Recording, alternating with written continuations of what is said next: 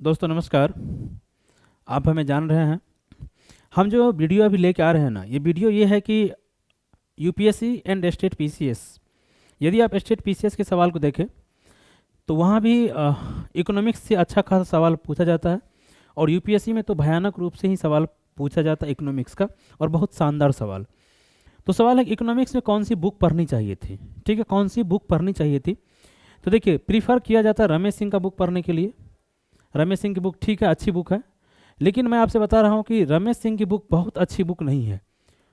क्यों? क्योंकि उसमें बहुत कुछ नहीं दिया हुआ है।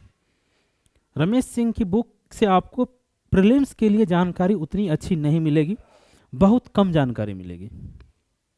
लेकिन ये देखिए, ये एनसीईआरटी की पुस्तक है। एनसीईआरटी की पुस्तक है कक्षा 12 के लिए, अर्थशास्त्र की पाठ्य पुस्तक।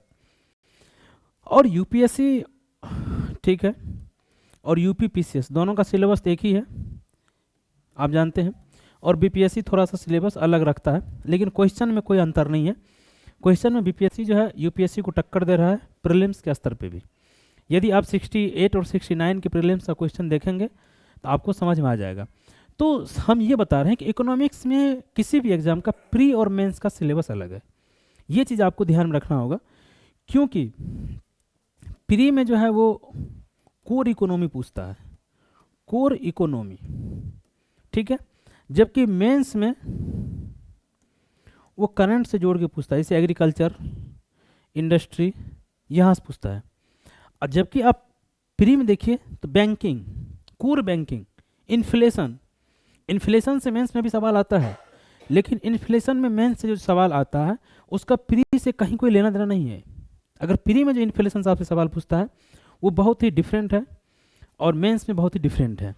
तो ये मैं आपको बता रहा हूँ कि इस बुक को आपको पढ़ना चाहिए था। इनमें किन किन चैप्टर को पढ़ना चाहिए था ये हम आपको दिखाते हैं। इस बुक का एक परिचय कि ये बुक आपका प्रीलिम्स का स्तर पे कितना हेल्प करेगा। और इस बुक का हम क्लास लेने जा रहे हैं मंडे से हम से क्लास ले रहे हैं। इस बुक का इकोनॉमिक्स का क्लास हमने बैच स्टार्ट कर रहे हैं, ठीक है। अगर आपको ज़रूरत हो तो आप हमसे संपर्क कर सकते हैं, आपको ऑनलाइन क्लास मिल जाएगा। और ऑफलाइन अगर आना चाहते हैं तो आप ऑफलाइन भी आ सकते हैं। मैं economics UPSC, UP PCS and BPSC and other state PCS exam के लिए मैं इकोनॉमिक्स की क्लास लेने जा रहा हूँ मंडे से, ठीक है। आइए देखते हैं, आप समझ गए कि कौन सी बुक है। एनसीईआरटी बुक बहुत हेल्पफुल होता है किसी भी एग्जाम के लिए, आप जानते हैं। आइए हम लोग यहाँ पे बात करें। ये पुस्तक आप मार्केट से खरीद सकते हैं, मैं आपको दिखा दिया हूँ। आप मार्केट से खरीद के पढ़ लीजिए, चाहे किसी से हेल्प लेना है या हमसे हेल्प लेना है तो आप हमसे हेल्प ले सकते हैं, ठीक है।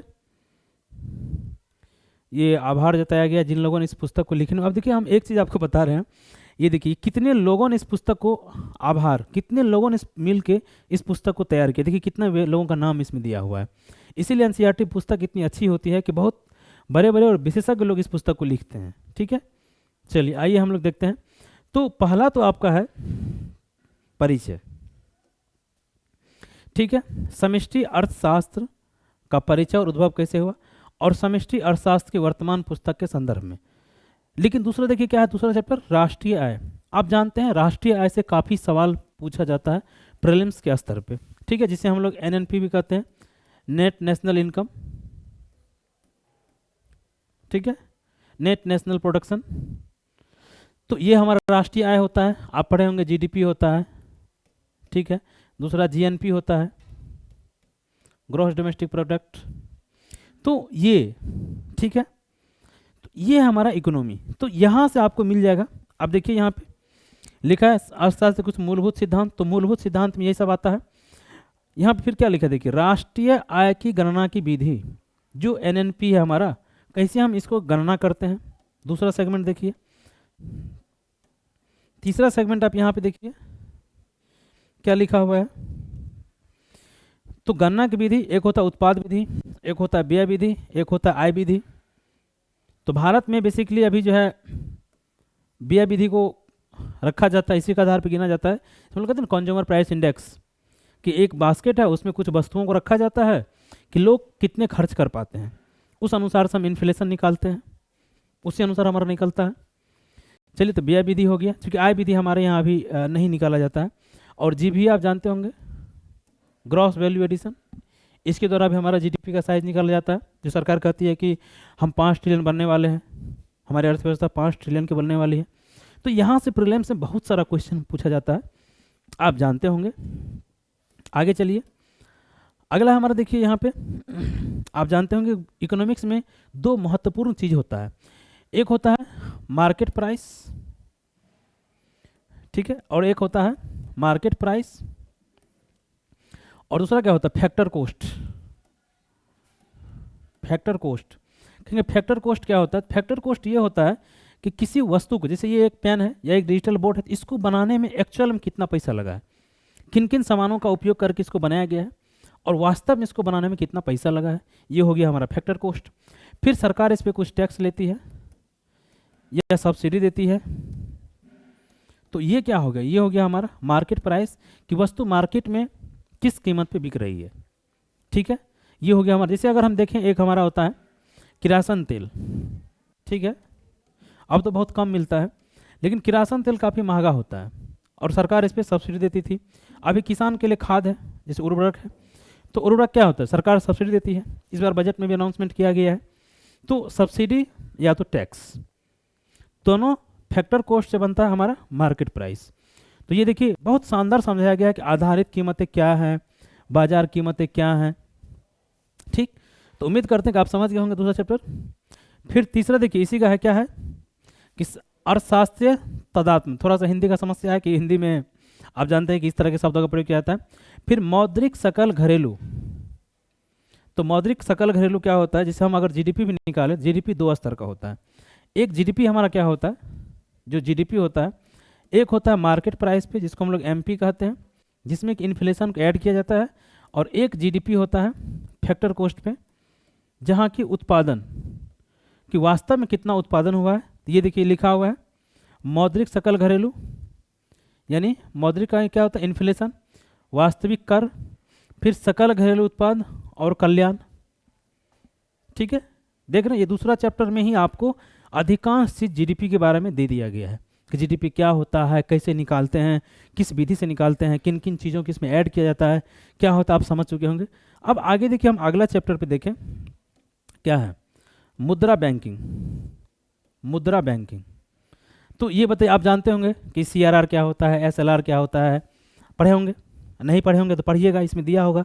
और समझने में अगर कोई दिक्कत हो तो हमसे संपर्क कर लीजिएगा मेरे दिए गए नंबर पे, ठीक है। आप सुने होंगे M0, M1, M2, M3, M4, यहाँ से काफ़ी सवाल आता है। ओपन मार्केट ऑपरेशन OPO होता है, CRR होता है, ठीक है, SLR होता है, MSF होता है, मार्जिन स्टेटमेंट फैसिलिटी, LF होता है, लिक्विडिटी स्टेटमेंट फैसिलिटी। ये सब चीज़ें क्या होता है? बैंक रेट होता है, रेपो रेट होता है, रिवर्स रेपो रेट होता है, RRP इसको हम लोग कहते हैं। तो ये सब क्या है? ये सारा का सारा बैंकिंग का टर्म है जो यूज होता है। तो देखिए यहाँ पे दिया क्या, मुद्रा के कार्य, मुद्रा क्या कार्य है, मुद्रा की मांग और मुद्रा की पूर्ति। क्या होता है? करेंसी सप्लाई अगर बढ़ती है तो हमारा इन्फ्लेशन बढ़ जाता है, और करेंसी सप्लाई अगर घटती है तो इन्फ्लेशन कम होता है। RBI यही तो करता है कि कभी रेपो रेट बढ़ा देता है, रेपो रेट घटा देता है, बैंक दर। तो ये देखिए मुद्रा की मांग अलग से लिखा गया है कि कब बढ़ती है, मुद्रा की पूर्ति, कैसे मुद्रा की पूर्ति की जाती है? बैंकिंग व्यवस्था द्वारा साख सृजन। साख सृजन का मतलब होता है कि मार्केट में पैसा को पंप करना, कि कैसे अर्थव्यवस्था हमारी बढ़ेगी। तो बैंकिंग व्यवस्था के द्वारा, जैसे देखिए अगर हम यहाँ पे सिंपल एग्जांपल ले, तो बैंक के पास अगर 100 रुपया है तो यह क्या करता है, CRR में कुछ पैसा रख के बाकी कर्ज देता है। सपोज कि SBI का कंडीशन है हमारा, SBI, इन्होंने HDFC को कर्ज दे दिया, फिर ये क्या किया, CRR में कुछ पैसा रख के किसी अन्य को कर्ज दे दिया, एक्सिस को कर्ज दे दिया, फिर एक्सिस ने क्या किया, CRR में पैसा रख के किसी सेंट्रल बैंक ऑफ इंडिया को कर्ज दे दिया। तो ये क्या है, ये है साख सृजन, कि कैसे सृजन होता है, ठीक है, साख सृजन। यहाँ से पीटी में काफ़ी सारा सवाल आता है और काफ़ी कॉन्सेप्चुअल सवाल आता है, ठीक है। इस बुक को आप अगर आप अच्छे से पढ़ लेंगे तो इकोनॉमिक्स की काफ़ी समस्या, सारी समस्या हल हो जाएगी। और जो दिक्कत होगी फिर हमसे संपर्क कर लीजिएगा, या आप अपने जहाँ भी किसी भी संस्थान में पढ़ते होंगे आप उन टीचर से संपर्क कर लीजिएगा। और अगर कहीं भी नहीं करते हैं तो हमसे संपर्क कर लीजिएगा, फिर हम बता देंगे आपको। चलिए आगे देखते हैं, साख सृजन। फिर यहाँ पे देखिए क्या है, एक काल्पनिक बैंक चिट्ठा, मतलब बैंकिंग के बारे में, सृजन की सीमाएं तथा मुद्रा गुणक, तो मनी मल्टीप्लायर। फिर हो गया हमारा मुद्रा की पूर्ति नियंत्रण के लिए नीतिगत उपकरण, जो आरबीआई करती है, जो भी हम बताएं, तो नीतिगत उपकरण। अगला सवाल देखिए, अगला चैप्टर क्या है, आय और रोजगार। आप जानते हैं ये हमारा क्या होगा, विशुद्ध बैंकिंग का टॉपिक था। रोजगार से काफ़ी बार सवाल पूछा जाता है। आप जानते हैं हमारे देश में कितने तरह की बेरोजगारी, जो रोजगार सृजन का है, मौसमी बेरोजगारी होता है, प्रच्छन्न बेरोजगारी होता है, संरचनात्मक बेरोजगारी होता है, यहाँ तक कि मेंस में भी संरचनात्मक बेरोजगारी पे क्वेश्चन पूछा गया है। आप अगर नहीं जानते हैं तो प्रीवियस ईयर जाके आप देख लीजिएगा। तो रोजगार से पीटी में भी सवाल आता है और मेंस में भी सवाल आता है, तो देख लीजिए।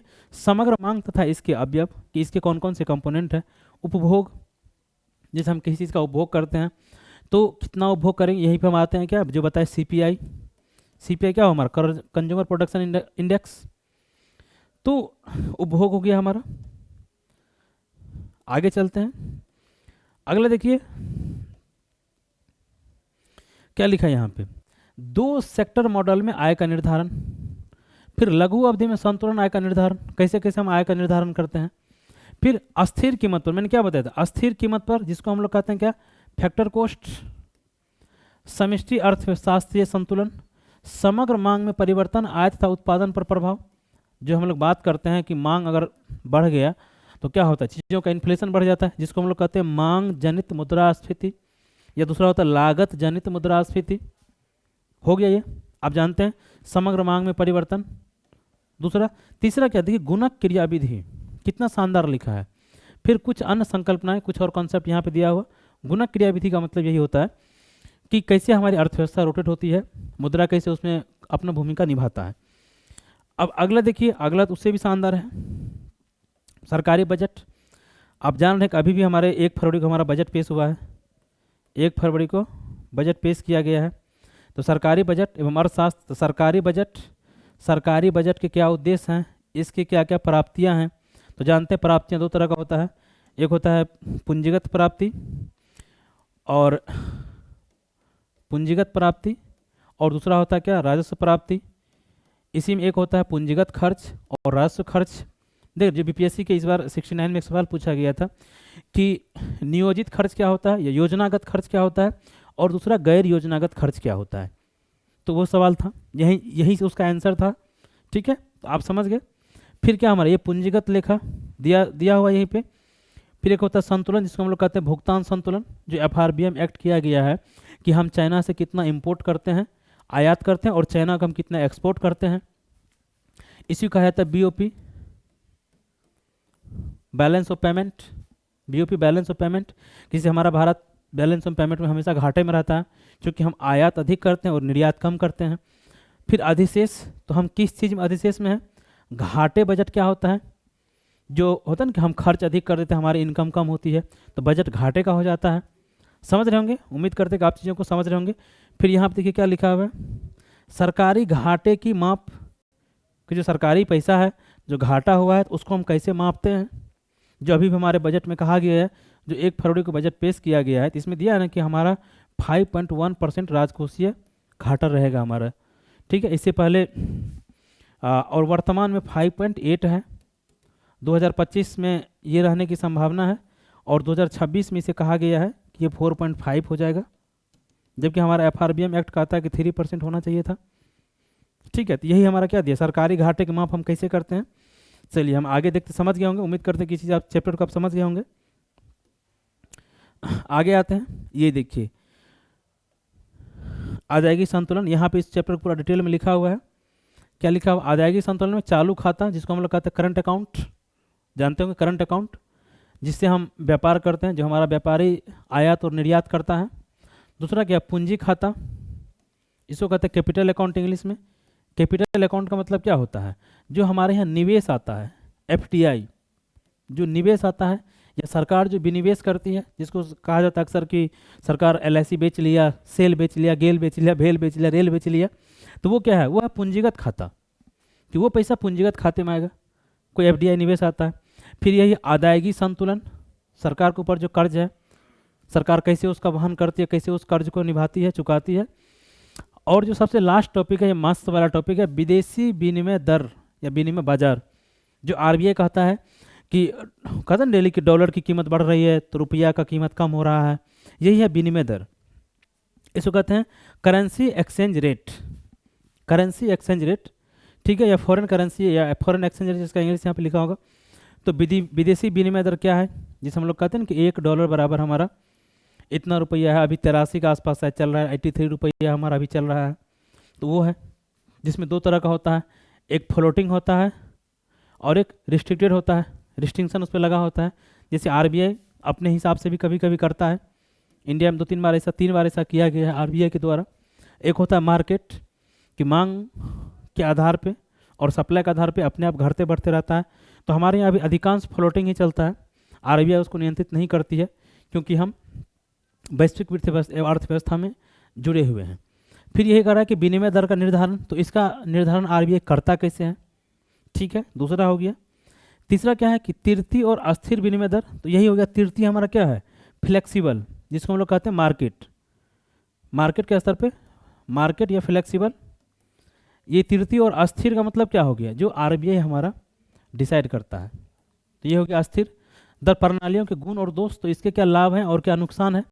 और फिर ये क्या हमारा प्रतिबंधित, कि जो आरबीआई कुछ रिस्ट्रिक्शन लगा दिया, कुछ प्रतिबंध लगा दिया है, वो हो गया प्रतिबंधित तीर्थी, समझ गए।